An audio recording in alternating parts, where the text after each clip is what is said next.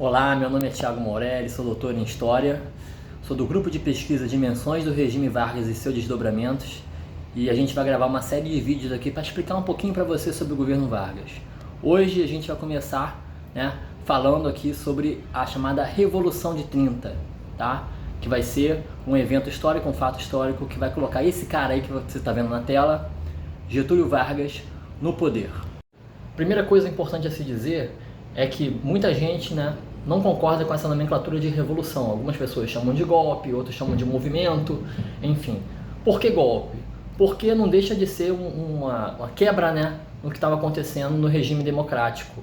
Porque esse cara que você está vendo aí, Washington Luiz, ele governaria até dia 15 de novembro de 1930, e ele é deposto.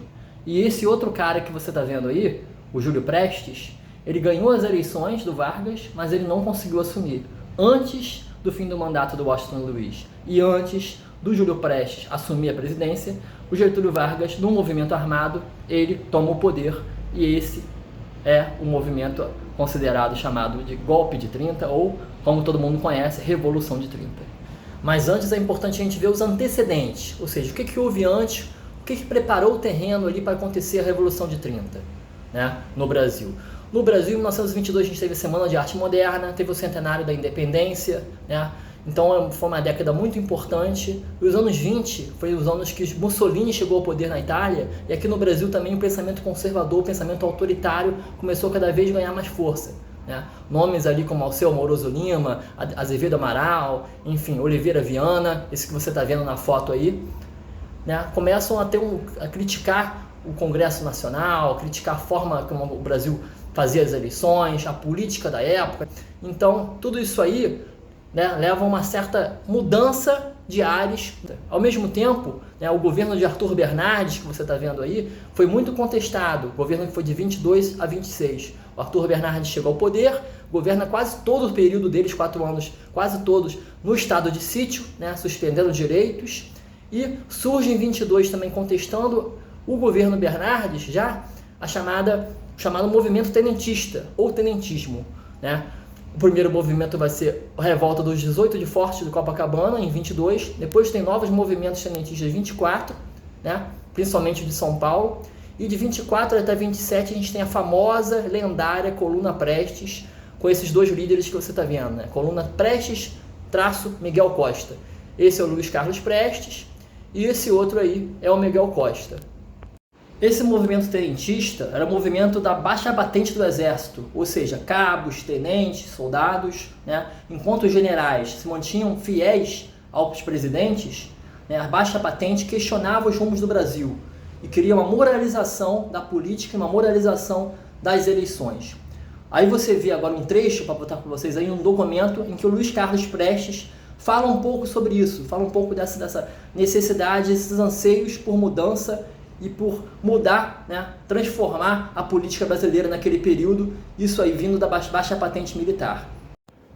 Agora, uma questão chave para a gente entender a Revolução de 30 vai ser o rompimento entre São Paulo e Minas Gerais.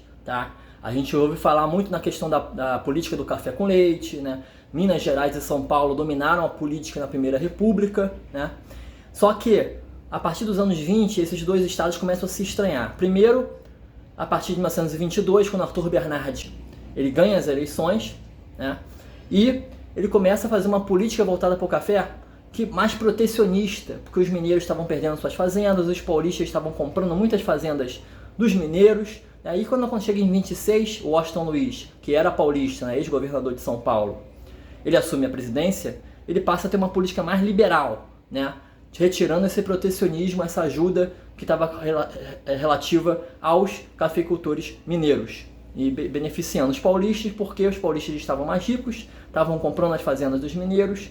Então o liberalismo, a não intervenção estatal acabou por beneficiar o estado de São Paulo. O que acontece é que em 1930 os mineiros queriam voltar ao poder, o Washington Luiz se recusa a indicar um mineiro e indica outro paulista, o Júlio Prestes, que vai ser o cara que vai vencer as eleições do Getúlio Vargas.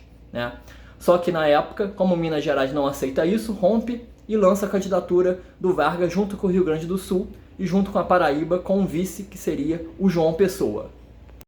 A gente pode entender então que esse rompimento de Minas com São Paulo, né, que é um rompimento político, tem muito a ver também com essa questão do café, né, como a gente pôde ver. Então, essa lavoura do café, que como você está vendo aí na imagem, né, era muito importante para a economia nacional, né, e essa uma disputa, ali, uma briga em relação à questão econômica acabou levando a um rompimento entre Minas e São Paulo.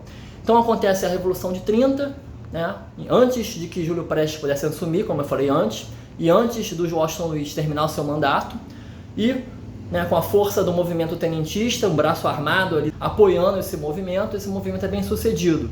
Os gaúchos, ao chegar no Rio de Janeiro, tem uma imagem famosa aí que a gente pode mostrar para vocês também. Eles colocam, né, amarram os cavalos no obelisco que tem ali na região da Cinelândia, no centro do Rio, e Vargas depois assume o governo. Ele assumiu o governo no finalzinho de outubro e acabam iniciando esse novo período da história do Brasil, que vai causar grandes transformações, grandes mudanças, que é o período do governo Vargas. É isso, gente. Até o próximo vídeo. Espero que tenham gostado desses. Façam seus comentários aí, indiquem para colegas, para amigos. Qualquer coisa, a gente depois comenta mais aqui. Abraço.